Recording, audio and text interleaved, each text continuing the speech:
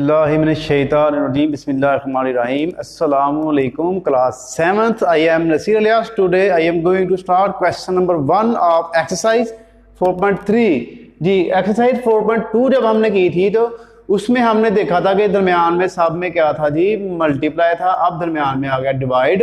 तो जब मल्टीप्लाई होगा तो हम पावर्स को प्लस करते थे, अब डिवाइड है तो हम पावर्स को माइनस करेंगे। बहुत सिंपल से क्वेश्चन है। देखें तो आप इसका सोल्यूशन कर रहे हैं तो बेस दोनों की सेम होगी तो आपने उनकी पावर्स को माइनस कर लेना है। तो माइनस किया तो 2 की पावर हमारे पास आ गया 5। तो इसका हमारे पास यही आंसर होगा, आपने इसको आगे सॉल्व नहीं करना जी। अब क्वेश्चन नंबर 3 लिखा है मैंने इधर आपके लिए। ये क्वेश्चन आप देखें, इसमें आपकी बेस सेम नहीं है, पावर सेम है। तो आप क्या करेंगे, आप इनको इकट्ठा ऐसे कर लेंगे 3 डिवाइड 5, इनकी पावर आप ऐसे इकट्ठी लगा दें। उसके बाद आप क्या करें, 3 को ऊपर लिख दें, 5 को नीचे लिख दें और पावर इनकी इकट्ठी ऐसे लगा दें। तो ये हमारे पास इसका आंसर आ गया।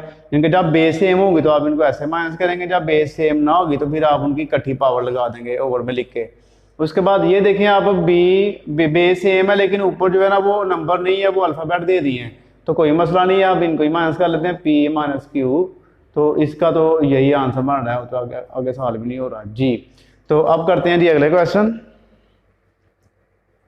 तो जी अब करते हैं क्वेश्चन नंबर 7। आप देखें ओवर में आ गया क्वेश्चन हमारे पास, तो कोई मसला नहीं, हम वैल्यू को ओवर में रखेंगे, उनकी पावर को माइनस कर लेंगे जी।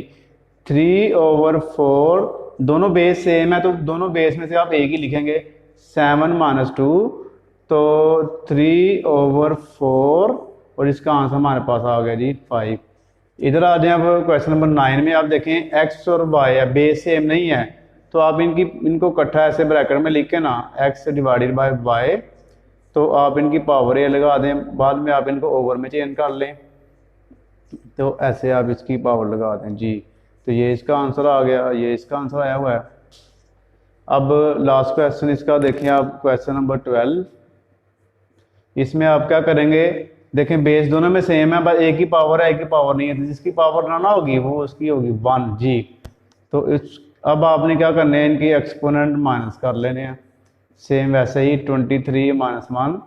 तो आंसर आ गया P/Q और 22 इसका आंसर आ गया। अब करते हैं जी इसका क्वेश्चन नंबर 2। हाँ ये तो बच्चों अब इसका करते हैं जी क्वेश्चन नंबर 2, प्रूव डैट। तो प्रूव डैट में ये आपका पुराना ही मेथड है, बस मैंने आपको ये 4 सवाल पहले सॉल्व करके बता दिए हैं टाइम बचाने के लिए जी। ये हमारे पास लेफ्ट हैंड साइड है, इसका जो आंसर है ये आना चाहिए। तो देखते हैं सॉल्व करते हैं आता है कि नहीं आता। लेफ्ट हैंड साइड आपने लिखी डिवाइड हो रहा है तो पावर्स को आपने इनकी देखें बेस सेम नहीं है, जब बेस सेम ना होगी तो आपने इनको डिवाइड में लिख के पावर लगा देनी है। तो आपको देखें वही आंसर आ गया। क्वेश्चन नंबर 3 देखें, 3 की पावर 8 है, डिवाइड 3 की पावर कोई कुछ ना होती तो क्या होती है जी 1 होती है।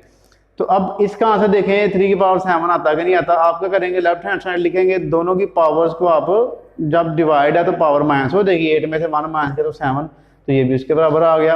अब ये भी सेम वैसे ही है, बस ओवर में क्वेश्चन है -21/2 -21/2, बेस दोनों की सेम है, पावर है इसकी जो है ना 7 है, इसकी 3 है, तो इसका ये आंसर होना चाहिए। इधर भी जब डिवाइड हो रहे हैं तो आपने वैल्यू ओवर में ही लिखनी है, इनकी पावर्स को माइनस कर लेना। इसका 4 आंसर आ गया, तो ये भी उसके बराबर आ गया। ये वाला भी सेम ऐसे ही है ना, आपने यानी कि 5 में से 4 पावर माइनस करनी है तो 1 पावर हम नहीं लगाएंगे। तो ये देखें इसका आंसर बिल्कुल सेम हो गया।